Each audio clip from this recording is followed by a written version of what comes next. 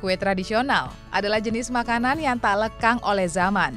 Berkat kepopulerannya, kue tradisional ini berhasil bertransformasi dengan varian rasa kekinian. Mengikuti selera pasar, salah satu kue tradisional yang berinovasi adalah kue semprong.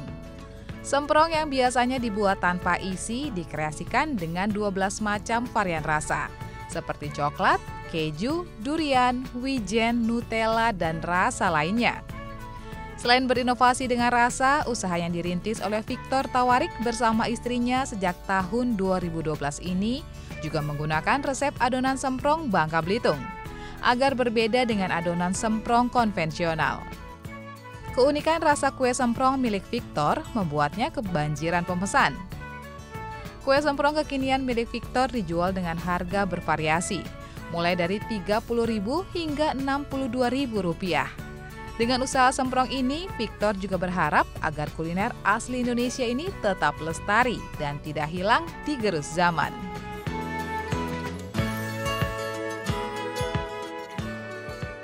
Halo Sobat UMKM, tadi kita sudah lihat cuplikan mengenai usaha UMKM yang akan kita lihat hari ini. Dari cuplikan video tadi, kita lihat bagaimana perjuangan dan usaha yang dilakukan oleh Sobat UMKM kita. Untuk tanya-tanya lebih dekat, mari ikuti saya untuk tanya dengan pemilik usaha tersebut, Bapak Victor Tawarik. Mari ikut saya.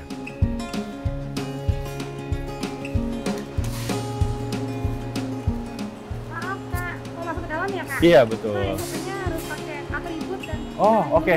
Iya. Maaf ya, Ya, terima kasih Mbak.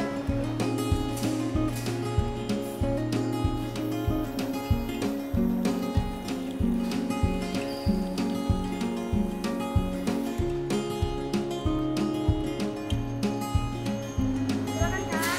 Oke, Ini ada tutup kepalanya. tutup kepala ya. Ya, silakan. Lalu ini ada masker. Oke, masker. Lalu cilemeknya silakan dipakai. Oke. Karena ini bentuk SOP kami di sini Kak. Oh, gitu. Iya. Ya. Ya, terima kasih Mbak. Mari silakan. Selamat siang Pak Victor, apa kabar? Halo. Nama saya Mas Hadi. Ya. Ya. Apa kabar Pak? Bisa dilewati baik. Baik ya. Oke, tadi Pak, ketika saya masuk saya dicegat nih Pak. Oh iya. Iya, nggak boleh langsung masuk Pak. Harus pakai tutup kepala, masker, apron, cuci tangan dulu gitu Pak. Apakah benar SOP-nya seperti itu Pak? Iya betul, karena kita udah standar BPOM. Jadi sebelum masuk memang harus cuci tangan dulu, terus harus pakai kepala, masker sama apron supaya benar-benar higienis lah. Seperti itu. Keren banget Pak. Ditambah ruangan dan usahanya ini kayaknya makin ini ya terjamin ya Pak ya. Ya. Oke. Tapi Pak sebelum itu, sebenarnya usaha yang Bapak lakukan ini boleh diceritakan dulu Pak. Usaha apa nih Pak? Jadi kita ini dari 11 tahun yang lalu, saya 11 tahun sama yang pacar saya, Oh, ya sekarang masih- istri, sekarang udah jadi istri. ya. Oke. 11 tahun lalu itu saya ngerintis Love Semprong. Love Semprong itu apa? Produsen kue semprong, tapi kan kalau biasanya kan semprong yang nggak ada isinya. Kalau Betul. kita inovasi menjadi ada isi Nutella, Ovomaltine, Oke. coklat, keju gitu-gitu sih. Jadi dari tahun 2012 itu kita ngerintis dan ya puji Tuhan bisa sampai seperti sekarang dan itu benar-benar ngerintis. Oke, menarik sekali Pak ceritanya. Dan ini sangat menginspirasi sobat-sobat UMKM di luar sana. Ya, puji Tuhan.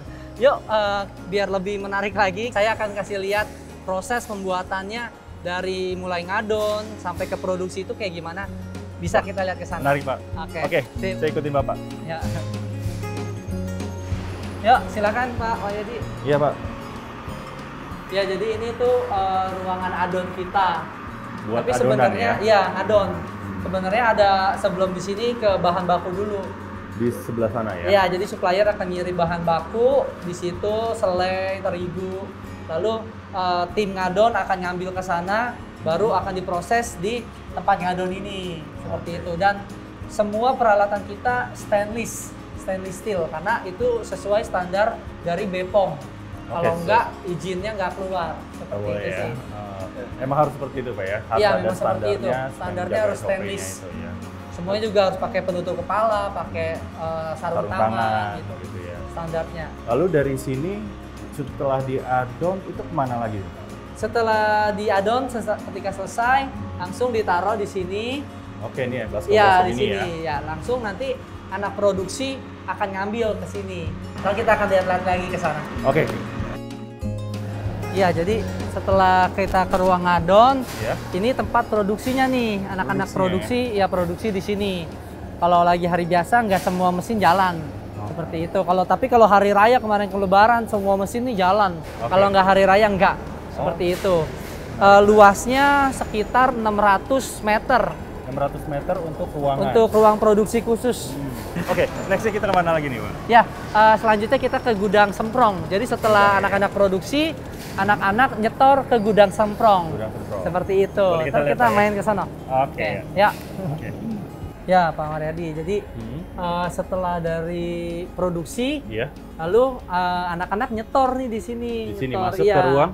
Nyetor semprong dari sini, lalu di QC seperti QC, ya. di sini ya. Kenalin ini istri saya yang tadi iya. kita omongin. Halo Ibu Aryadi. Oke, nanti kita ngobrol bertiga. Tapi sebelum itu saya mau tanya dulu nih Pak Victor. Tadi Pak Victor sempat menyebutkan mulai usaha dari yang kecil, reseller segala macam, beberapa jenis usaha dan mengumpulkan uangnya dari Pak Victor sendiri gitu ya, modalnya. Iya. Biar lebih enak kita buka ini aja ya. Oh iya. Boleh. Boleh. Di sini udah boleh buka. Oke. Ya. Oke. Jadi kalau dari modal itu Hmm. kita bener-bener murni dari uang saya asuransi. Dulu kan saya sebelum Dari jual asuransi. iya, ya? dulu saya Oke. kuliah sambil jalanin asuransi. Jadi kita bener-bener berjuang dari uang itu, nggak ada investor ataupun bantuan dari orang mana tua gitu. pun nggak Nggak ada ada. ya? Kita bener-bener dari modal itu kita jualin semprongnya, kita putar lagi. Seperti Oke. itu sih. Oke, ini menarik Pak dan Bu ya.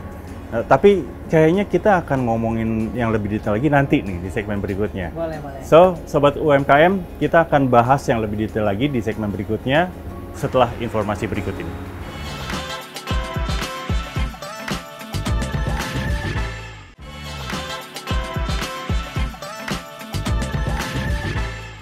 Baik, Sobat UMKM, tadi kita sudah melihat bagaimana Pak Victor memulai usaha dan bagaimana menjalankan usahanya selama ini. Di sini sudah ada Pak Victor dan Bu Jessica ya. Kita balik lagi tadi mau membahas yang tadi yang belum selesai tadi di segmen pertama. Pak Victor ada modal dari awal itu mengumpulkan sendiri, betul ya. Lalu kalau boleh tahu sampai memutuskan pindah akhir dari rumah gitu ya. Dengan sekarang punya atau ada tempat yang lebih besar, itu modalnya dari mana Pak? Oke. Jadi kita tuh selalu bermula dari apa yang kita punya. Selalu gitu. Kalau misalkan dulu saya narik jalanin asuransi dapat uang 500.000, ya udah dari 500.000 ini. Lalu saya coba-coba semprong, itu bener-bener awalnya doang. Setelahnya itu ya pasti kita ada misalkan misalkan saya dapat uang asuransi lagi, pasti ada penambahan modal. Intinya tuh dari uang kita atau uang jajan misalkan dari orang tua gitu. Dan tapi bukan yang gede-gede gimana uang jajannya gitu, tapi bener-bener dari misalkan hasil dari semprongnya itu, kita jual kan dapat duit lagi. Intinya tuh kita nggak ambil nih duit ini, kita nggak makan, kita puter lagi ke usaha gitu. Nggak dihabisin terus Nggak dihabisin, ya? kita selalu begitu. Karena ya itu yang saya bilang, kalau kita mau usaha itu, kalau kita mau besar, harus uang usaha puter lagi buat usaha. Jangan dimakan gitu. Boleh lah kalau kita mau makan misalkan kayak kita ambil gaji aja misalkan cuma berapa persen. Misalkan 30% atau mungkin paling banyak 50%. Sisanya kita gulung lagi. Itulah yang membuat kita makin lama ngegulung, akhirnya bisa pindah ke pabrik ini gitu. Dan pabrik ini pun kita baru pindah tahun 2020. Pas pandemi Pak? Pas pandemi. Wow. Justru ketika itu tahun 2020 itu kita udah mau nyerah juga tuh. Karena usaha kue ini tuh kalau hari raya tuh naiknya boom gitu. Tapi ketika hari biasa slow gitu. Lalu saya bilang, wah kayaknya kalau begini terus, pas itu udah menikah tuh, 2017 saya udah menikah. Saya bilang kalau gini terus kayaknya nggak bisa deh nih. Kita mendingan kerja dulu aja sama orang, udah mau menyerah. Iya. Iya udah benar-benar mau menyerah. Akhirnya saya bilang kita berdua diskusi 1 tahun lagi nih. Iya. Kita coba Love Semprong. Kalau misalkan hasilnya gini-gini aja, udah mendingan kamu kerja dulu, saya kerja dulu. Lalu ketika pas tahun itu pandemi datang, istri saya udah mulai main Instagram marketing, Oke. Instagram Ads. Ternyata Ads, ya. dari situlah jalannya tuh. Jalannya bisa dapat reseller banyak gitu. Bener-bener orderan tuh bisa sehari 300 toples, 500 toples. Dulu tuh kalau mau beli Love Semprong pas tahun itu ya 2020 ya, harus PO 2 bulan. 2 bulan. Iya. Lama juga ya. Iya. Tuh ketika ada uang usaha, saya puter lagi buat usaha. Makanya ketika pas itu pandemi dapat duit banyak, saya ya udah bikin mesin yang banyak. Bikin mesin, sekarang mesin kita ada 37 mesin. 37 mesin. Ketika hari raya kepake semua gitu dan omsetnya bisa makin gede gitu. Tahun lalu puji Tuhan alhamdulillahnya kita bisa sampai mencapai 200.000 toples 200 per bulan. Per bulan. Ya, Pak. lebaran dengan omset 7 miliar. 7 miliar. Iya. Untuk perkembangannya kan sekarang semakin maju nih. Dengan dunia bisnis UMKM sekarang kan semakin maju. Dari Love Semprong sendiri ada inovasi apa?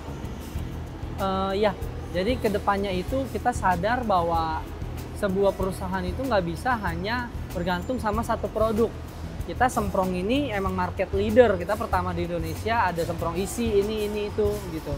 Jadi ke depan kita akan bikin produk-produk yang inovatif lagi, kue-kue yang sudah pernah ada, tapi kita bikin lebih variatif, lebih kayak Semprong lah gitu. Jadi kedepannya bakal banyak produk-produk inovatif lagi yang akan Love Semprong keluarkan. Nah, tadi menarik mengenai inovasinya ya, membuat kue-kue baru seperti itu ya. Tapi di awal kan pasti ada tes-tes gitu ya. Kenapa ada rasa-rasa itu dan sekarang ini ada, kalau Bu Jessica bisa bantu jawab, untuk rasanya sekarang ada berapa rasa ya? Sekarang ada 12 rasa yang tetap. Tapi kita setiap beberapa bulan sekali kita itu mengeluarkan namanya seasonal, rasa seasonal. Seasonal. Ya, jadi misalkan limited edition cuma 2 bulan, nanti ganti lagi. Oke. Dan nextnya mau ada tambah rasa lagi kah atau udah kayaknya udah cukup atau nanti lihat deh lagi ada seleranya di pasar apa gitu? Sebenarnya rencana kita, nextnya kita mau inovasi Semprong, tapi inovasi yang lain. Yang paling gampang sih kita lihat yang lagi tren. Misalkan kayak Biscoff kan akhir-akhir ini tren tuh. Kita coba masukin ke Semprong.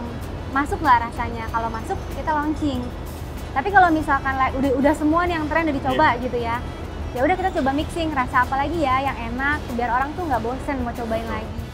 Dan pastinya nggak akan berhenti di situ aja ya.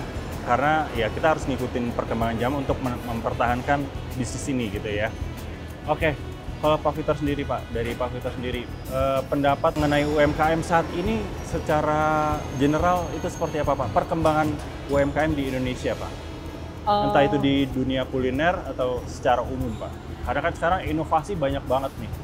Betul. Jadi melihat perkembangan teknologi ya, informasi Sosial yang media. begitu cepat. Jadi memang gampang membangun usaha kuliner, tapi nggak gampang untuk mempertahankan. Kita sebagai UMKM itu tuh bener-bener bertahan, apalagi inovasi apalagi, karena ya itu pasti sekarang aja Love Semprong udah banyak kompetitor.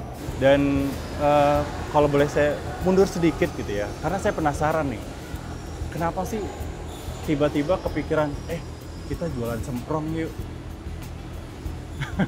Karena kan pasti ada nih awalnya gitu. Tadi Pak Victor ya sempat bilang iseng-iseng nih cobain gitu kan jadi jualan ini. Tapi sebenarnya kenapa ini yang dipilih gitu? Sebenarnya itu ya, kita benar kata kita selalu mulai dari apa yang kita punya. Jadi saya itu setiap tahun suka bantuin nenek saya bikin kue Semprong. Gitu. Jadi nenek saya kan orang Belitung tuh, orang daerah, popo-popo gitu. Jadi pinter bikin kue. Kan Semprong itu tuh orang males bantuinnya karena panas, bikinnya lama ya kan. Nah, saya itu cucu pertama di keluarga saya. Jadi saya tuh suka disuruh bantuin kalau dia lagi bikin gitu. Nah, saya suka bantuin. Nah, satu hari pas saya udah pacaran nih sama Victor, pas saya lagi bantuin kan, udah kan selesai pulang, dijemput. Oh. Nah, pas dijemput kan, ya udah dong suruh cobain nih kuenya. Terus kata dia, terus dia bilang, oh enak banget, kata dia, jualin yuk gitu. Terus ya udah saya serusin, iya juga ya, yuk jualin gitu. Langsung besoknya kita beli alat itu, cari-cari alatnya. Nggak langsung beli sih, kita cari-cari. 500.000. Modal 500.000 berarti. Iya, yang dari uang asuransi itu gitu.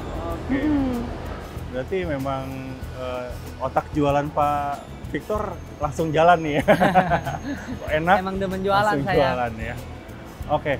Kalau dari Bu Jessica sendiri, suka dukanya apa nih dalam menjalankan? Atau mungkin bisa tambahin juga dari Pak Victor, suka dulu. Dukanya apa dalam menjalankan? Tadi kan sempat udah deh pengen berhenti gitu ya. Udah saking nggak kuat ini pengen berhenti. Tapi apa yang membuat bertahan atau sebelum dari awal itu kan masih kecil gitu ya usahanya, bisa sampai bertahan bertahun-tahun sampai sebelum mau berhenti tersebut dan akhirnya bisa sampai sekarang? Kalau saya ya salah satu lebih tepat dukanya ya, salah satu dukanya tuh tapi nggak duka juga sih, suka duka lah. Yeah. Ada beberapa omongan dari keluarga, baik dari keluarga Victor maupun dari keluarga saya. Ini gimana sih sarjana tapi jadi tukang semprong gitu. Bahasanya tukang semprong ya. Gitu. Pas kita lulus kuliah, diomelin dong, kita udah kuliah mahal-mahal kok malah jadi tukang semprong gitu kan. Terus kita pikir, tapi semprong ini ini dia nih kuncinya buat UMKM. Yeah. Kalau produk kita orang beli lalu dia repeat order, berarti produk kita bagus. Yes. Kalau kita belum besar, itu hanya nunggu waktu aja nih gitu. Yang penting produknya nih bener-bener bagus dulu gitu. Dulu semprong itu ya gitu, orang udah beli, dia repeat order, bahkan jadi reseller. Disitulah kita yakin, ini loh semprong pas ini sebelum lulus kuliah nih. Sebelum lulus kuliah, masih kuliah, bagus nih produknya nih. Pas lulus kuliah, ya itu diomelin kan. Soalnya nggak kerja sama orang malah jalani semprong gitu kan. Tapi kita punya keyakinan, ini harusnya sih bisa maju nih semprong gitu. Seperti itu.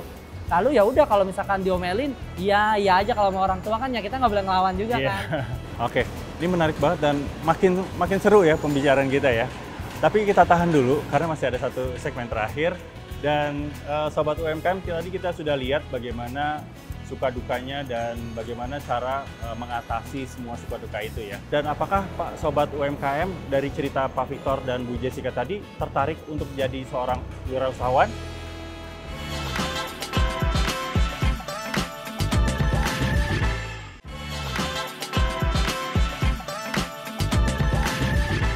Oke, Sobat UMKM, kembali lagi bersama saya Mariadi, ditemani Pak Victor dan Bu Jessica. Oke, kita ngobrol-ngobrol lagi nih ya, ngelanjutin yang tadi nih, suka dukanya tadi kan. Suka duka itu kan nggak bisa dilewatin begitu aja, ada prosesnya ya. Pada saat lagi dukanya perlu ada support system gitu ya. Nggak mungkin bisa sendiri, jalan sendiri, itu kita nggak mungkin. Ya, harus ada support system. Kalau dari Bu Jessica sendiri, support systemnya siapa? Kalau dari saya pribadi, support system saya itu adalah keluarga saya. Keluarga kecil saya gitu, dimana saya punya mimpi-mimpi yang harus saya capai sehingga saya memutuskan terjun di dalam usaha gitu kan. Tapi sebetulnya support system yang paling kuat ketika kita menjalankan usaha yaitu partner bisnis kita sendiri gitu. Kenapa? Karena namanya orang ya, namanya bisnis tuh pasti ada aja hambatannya. Ada di saat-saatnya tuh kita down, ada saatnya kita stuck.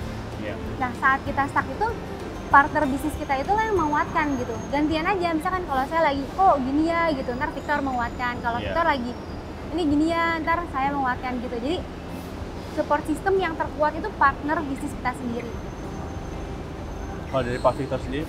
Iya, kalau saya support system saya yang pertama ya benar istri, anak saya gitu.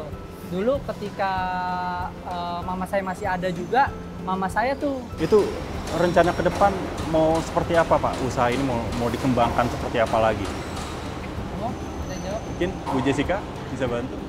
Kalau yang udah dari kita putuskan, jadi intinya kita itu punya visi menjadi salah satu perusahaan kue terbaik dan terbesar. Nah, itu visi kita. Jadi ya gimana ke depannya kita bisa mencapai itu, kita mau nambah produk, kita mau memperluas pemasaran kita. Kan selama ini kan waktu tahun lalu itu masih di Jabodetabek.